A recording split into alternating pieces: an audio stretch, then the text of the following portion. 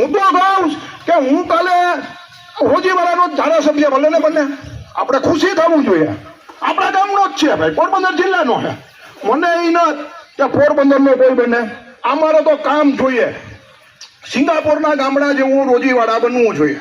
કાલે હું આ બાપા જેવડો કે થાવ ના આવું તો જો કે એક દિવસ ભાષણ કરતો તો હવે તો મારે કામ નથી કરતા, હું ભૂલી ન શકતો. આ ગામની અંદરમાં સુવિધા છે, મારે આ ગામને સુવિધા કેમ મળે એના માટે કામ કરવાનું છે. અને કામ માટે તો કે તમારો સાથ સહકાર જોહે. અને તમારા જે કંઈ પ્રોબ્લેમ હોય એ દિનેશભાઈને કહેવાના, બરાબર? દિનેશભાઈ મારા પાડોશી છે, એ હાલીને મારા ઘરે આવી શકે એમ છે, હું એના ઘરે. પછી શામળાભાઈ વડોદરા છે. શિક્ષણ ખાતાની અંદરમાં શિક્ષણ કેમ લેવું, શિક્ષણનું શું કરવું, કોલેજ આ તે, એમાં શામળાભાઈ પાસે તમે કાર્યરત, એ મારા આ બેને વચ્ચે, અમારા બેની વચ્ચે એ છે. તો તમને આ વસ્તુની પણ ફૂલ સુવિધા. આમ આદમી પાર્ટી ને લઈ આવવી ન લઈ આવવી એ તમારી મરજીની વાત છે.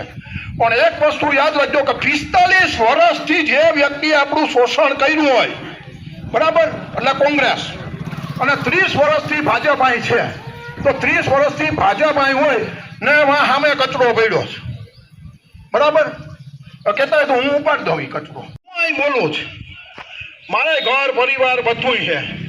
ન તું પોલીસથી બીતો, ન તું રાજકારણીથી બીતો, કે ન નરેન્દ્ર મોદીથી બીતો, કે ન એના બાપ દામોદરથી બીતો, બરાબર?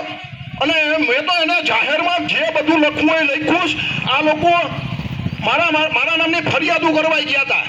હું પેલી બીજી વસ્તુ એ કહી દઉં કે હું રિટાયર્ડ PSI નો દીકરો છે. મારો નાનો બાપો છે ને મિલિટરીમાં હતો અને એ પછી પોલીસમાં હતો, એટલે એને ધોકા બે બધાને દીધેલા છે. એટલે મને બધી ખબર છે કે ગુંડો શું હોય શું ના હોય, બરાબર? હવે આપણે તાલુકાની અંદરમાં જીતવાનું છે, તો તાલુકાની અંદરમાં જીતવા માટે તમારા એકાબીજાના હગા વાલા બધું છે. તો એકાબીજાના હગાવાલાના ઘરે તમારે જવું પડે. જ્યાં તમને એમ લાગે કે થોડુંક નબળું છે તો દિનેશભાઈને બોલાવજો, શામળાભાઈને બોલાવજો, દેવાભાઈને બોલાવજો, અને અમારા જેટલા બાકીના હું અમુક ના ઓળખતો એ વડીલ જે પણ છે એ બધાને પણ બોલાવજો. આ બધા આવી જે ગામમાં જો એક બીજી વસ્તુ કહી દઉં, આપણા બધા ગામની અંદરમાં મેરમાં મામા ફૂઈના ભરે છે, એટલે ક્યાંક ને ક્યાંક હગાઈ નીકળે. મુસલમાનમાં મામા ફૂઈના ભરે, બીજી ઘણી કોમમાં પણ ભરે, મને નથી બધી તો ખબર, આયર છે, દરબારમાં છે. તો આ બધી કોમમાં જ્યાં જ્યાં આપણા હગાવાલા છે એને આ લોકો દબાવવાની કોશિશ કરશે. એમ કેમ પ્રકારે થોડી ઘણી પેશકદમી આવે એના કંઈ બાપનારા જ નથી. સરકાર કોણ બનાવે તો કે એક મતથી સરકાર બને જ, બરાબર? ચંદુભાઈ વકાસિયા જીતી ગયા હતા 4 મતે ખાલી, બરાબર? રાજસ્થાનમાં જોશી સાહેબ એક જ મતથી આવ્યા હતા, એક મતથી. તો તમારા હવે આટલું તો મારા કરતા વડીલ જાજા છે આમાં, ને ગામડામાં મારા ચાલાક હોય ના હોય એમ નહીં. હવે કઈ ગામડું જે પેલા હતા આપણા હતા એ ટાઈપનું નથી. અત્યારે આ તો જો મારી બધી ભાષા સમજે કે આ છોકરો હું કહેવા માંગે ને હું નથી કહેવા માંગતો, એનું મગજ એ કામ કર્યો. હા, કે આ ખોટો છે કે સાચો એ હમણાં વિશ્લેષણ કરી દે હું ગયા પછી, બરાબર? અને એ ચર્ચા થવી જોઈએ. તો હવે તો તમારી પાસે બધા પાસે મોબાઈલ પણ છે, એટલે આ વસ્તુ એક, બરાબર?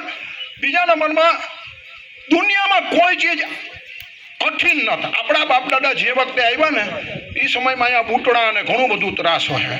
આજે કેવું ધીરે ધીરે થયું.